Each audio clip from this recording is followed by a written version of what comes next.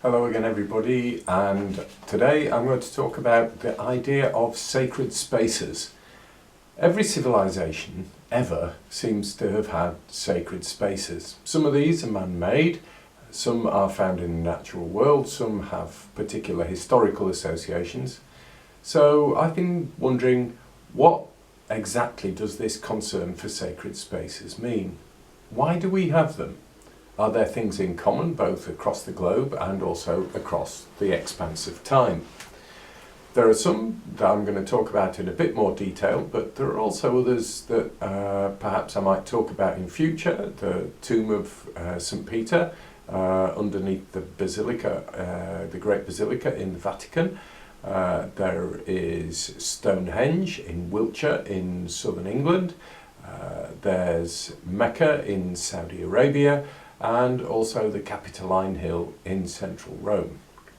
So those places didn't make the cut this time, but maybe you'd be interested to hear about those in a future talk.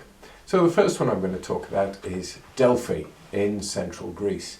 Now, this was, for most of its history, sacred to Apollo, but Apollo was not the original god. The original god of Delphi was a god called Python, sometimes seen in the form of a snake, and by classical times that he'd been supplanted by Apollo, but the name of Python is still to be found in the name of the priestess, the Pythia, who was the interpreter of the sacred oracle.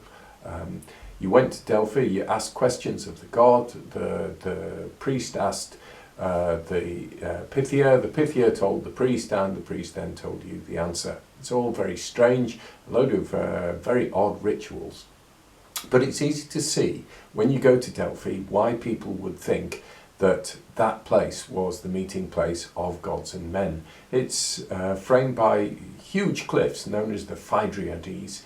Herodotus records that when the Persians were invading, Apollo gave a message that they shouldn't come anywhere near Delphi. They did. Apollo then saw to it that boulders were rolled down from the cliffs and they killed some of the Persians, and they were a bit frightened off, as you might be. What is it about Delphi, though, that makes it that sense of sacred place? Is it the mountainous region of it? Is it the cliffs?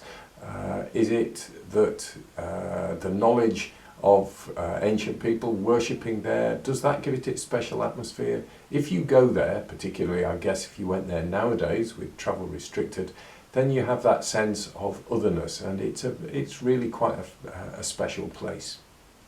My second example is the Western Wall, the Wailing Wall, which is all that remains of the Temple of the Jews in Jerusalem.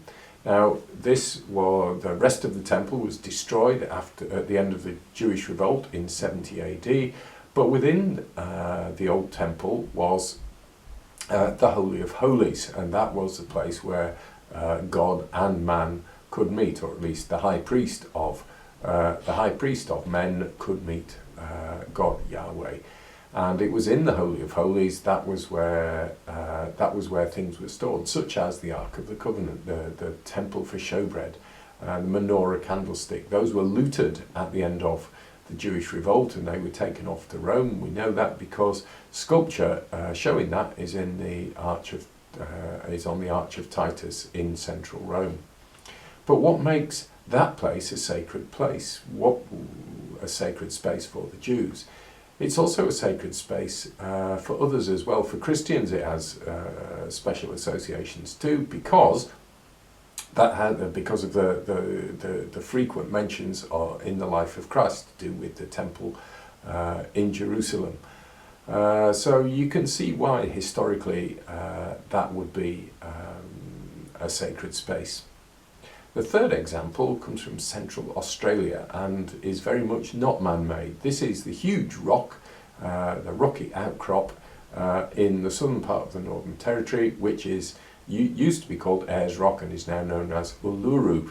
Now this is much less accessible than once it used to be because of campaigning by native Australians who have campaigned that it should not be so much a tourist site because they still regard it as a very sacred place. There are all kinds of myths and stories to do with its origin, as to how it came to be and what it might mean. There are stories that people who've chipped bits of it off and taken them away have then found themselves cursed, and they've mailed bits of rock back to the Australians of the area. I've never been there. I would love to go. But when you look at the circumstances of it, then you can see how people would expect that to be a sacred place.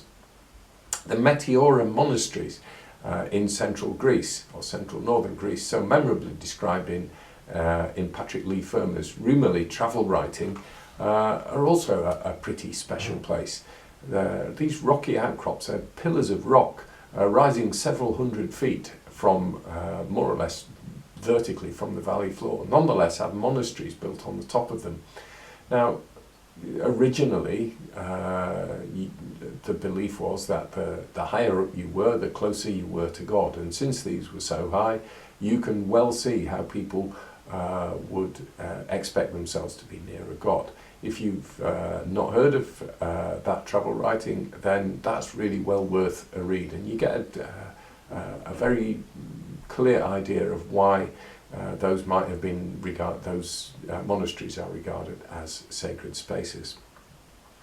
Now, the philosopher and theologian Spinoza, writing in the 17th century, looked for the sense of God in everything, and he's sometimes regarded as the first pantheist philosopher. He upset his Jewish peers in Amsterdam, and they threw him out, and he also upset the Christian authorities of the time, perhaps because he challenged the traditional idea of the duality, the separation of mind and body.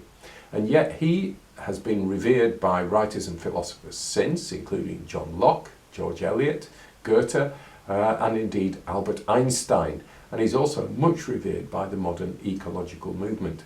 That idea of seeing God in all things perhaps allows us to think about our own idea of sacred spaces and unites that idea of the man-made and the natural world. Perhaps these come together in places such as Meteora and Delphi, and indeed my own my favourite sacred place, Lindisfarne in Northumbria.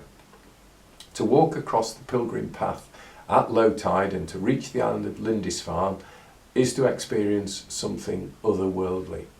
To sit and look out from the beach, as people have done since time immemorial, is surely to glimpse the divine. I wonder, what is your sacred space?